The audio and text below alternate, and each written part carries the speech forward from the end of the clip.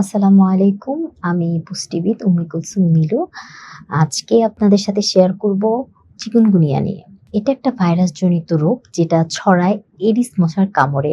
Aedes aegypti আর Aedes অ্যালবোপিক্টাস এই ২ মশার কারণেই সাধারণত এই ভাইরাসটা ছড়ায়। চিকুনগুনিয়া শব্দটা এসেছে আফ্রিকার কিমাকান্ড ভাষা থেকে, যার অর্থ হচ্ছে বাঁকা হয়ে যাওয়া। তো এই রোগে মূলত যে জয়েন্টের এতটা তীব্র ব্যথা থাকে যে মানুষ সোজা হয়ে ঠিকমতো দাঁড়াতে পারে না, হাঁটাচলা করতেও অনেক কষ্ট হয়ে যায়। তো সাধারণত হঠাৎ করে জ্বর চলে আসে আর সাথে শরীর ব্যথা, বিশেষ করে জয়েন্টে প্রচন্ড ব্যথা।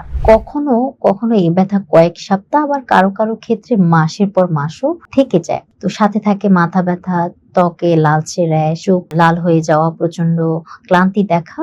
যদিও এ রোগটা সাধারণত প্রাণঘাতী না, তবুও এর ব্যথা, দুর্বলতা মানুষের যে দৈনন্দিন কাজকর্ম আছে তা থেকে পুরোপুরি অচল করে দিতে পারে। তো এটা প্রথম যে পাওয়া যায় সেটা হচ্ছে ১৯৫২ সালে তানজানিয়ার একটা প্রদেশ, যেখানে থেকে এখন বর্তমানে এশিয়া, আফ্রিকা, আমেরিকা সবখানেই এই রোগটা দেখা যাচ্ছে। আর যেহেতু এটা ছড়ায় মশার মাধ্যমে, তাই প্রতিরোধের সবচেয়ে বড় উপায় হচ্ছে মশার কামড় থেকে নিজেকে সেভ করা।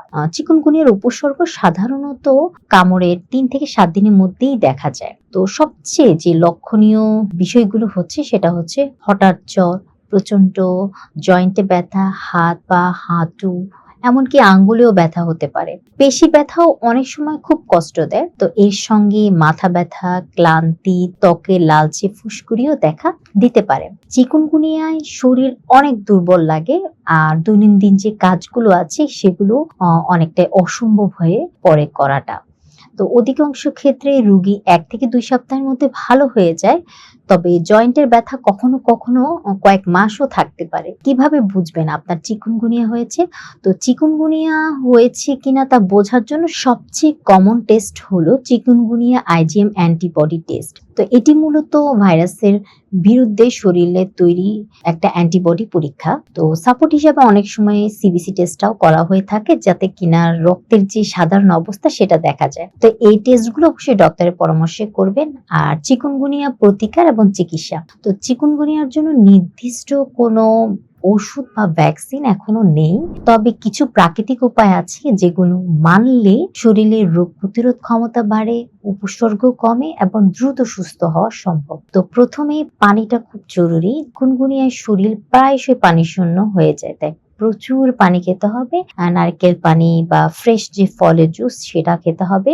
অ্যান্টিঅক্সিডেন্ট সমৃদ্ধ খাবার যেমন কমলা, লেবু, বেরি বা পেয়ারা শরীরকে এগুলো শক্তিশালী রাখে। তো প্রোটিনও খুব ইম্পর্টেন্ট।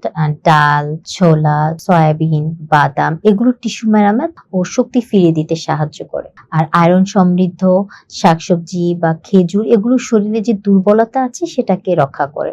আর যে হলুদ, আদা এগুলো কিন্তু প্রাকৃতিকভাবে প্রদাহ কমাতে সাহায্য করে। এর জন্য আপনি হানি লেমন টি এবং টার্মারিক বুস্টার খেতে পারেন। দ্বিতীয়ত, পর্যাপ্ত বিশ্রাম। চিকুনগুনিয়ার শরীর অনেক দুর্বল লাগে, তাই দৈনন্দিন কাজগুলো সীমিত রাখার চেষ্টা করুন। যতটা সম্ভব আপনি পরিশ্রমটা এড়িয়ে যান এবং প্রতিদিন ৭ থেকে ৮ ঘন্টা ঘুমটা নিশ্চিত করবেন। তৃতীয়ত, ব্যায়াম এবং হালকা থেরাপি। মানে তীব্র ব্যথায় আমরা কি মুভমেন্ট করতে পারি না, তাই এই সময় ব্যায়ামটা অ্যাভয়েড করবেন। আর যখন আপনার শরীরে ব্যথাটা কমে যাবে তখন হালকা স্ট্রেচিং বা যোগা আপনার জন্য এটা খুবই উপকারী হবে। গরম পানির সেক জয়েন্টে ব্যথা ও অস্বস্তি কমাতে এটা অনেক কাজে লাগে। চতুর্থ যে ব্যাপারটা সেটা হচ্ছে প্রাকৃতিক প্রতিকার হিসেবে তুলসী পাতার চা বা তুলসীর চা রোগ প্রতিরোধ ক্ষমতা বাড়ায়। লেবুর চা শরীরকে সতেজ রাখে এবং গলা ব্যথা কমায়। পেঁপে পাতার রস প্লাটিলেট বৃদ্ধিতে সাহায্য করে এবং নিম পাতা জ্বর কমাতে খুব কার্যকরী ভূমিকা পালন করে। আর হানি লেমন টিটা তো আছে, যেটা আপনার ক্লান্তি কমায় আর শরীরের যে শক্তি সেটা বাড়ায় এবং গলার একটা আরাম দেয়। পঞ্চম যে কথাটা বলতে হয় সেটা হচ্ছে সংক্রমণ, সেটা প্রতিরোধ। তো বাড়ির ভেতরে বা বাহিরে পানি জমতে দেবেন না। মশারি ব্যবহার করুন, ফুল হাতা জামা এবং লম্বা প্যান্ট পরুন। মশা প্রতিরোধক যে লোশন বা স্প্রে সেগুলা ব্যবহার করলেও ভাইরাসের যে ঝুঁকি সেটা কিন্তু অনেকটাই কমে যায়। আর শেষে কিছু সাপ্লিমেন্ট আপনি আপনার শরীরে যোগ করতে পারেন, যেটা আপনার রোগ প্রতিরোধ ক্ষমতা বাড়াবে, আপনার প্লাটিলেট উন্নত করবে এবং শক্তি ফিরিয়ে দিতে সাহায্য করবে। তবে এগুলো বিশেষজ্ঞের পরামর্শে নেওয়াই ভালো, কারণ এটা ডোজ এবং ব্যক্তিভেদে এটি ডিফারেন্ট হয়ে থাকে। তো মোট কথা যেটা, প্রাকৃতিক যত্ন, সঠিক খাদ্যাভ্যাস, পর্যাপ্ত পানি এবং বিশ্রাম এগুলো মানলেই চিকুনগুনিয়া থেকে সুস্থ হওয়া সম্ভব। সুস্থ থাকবেন, ভালো থাকবেন, প্রাকৃতিক উপায়ে সুস্থ হতে এবং শরীরের রোগ প্রতিরোধ ক্ষমতা বাড়াতে চাইলে বিশেষজ্ঞের তত্ত্বাবধানে আমাদের সাথে যোগাযোগ করতে পারেন। আল্লাহ হাফেজ।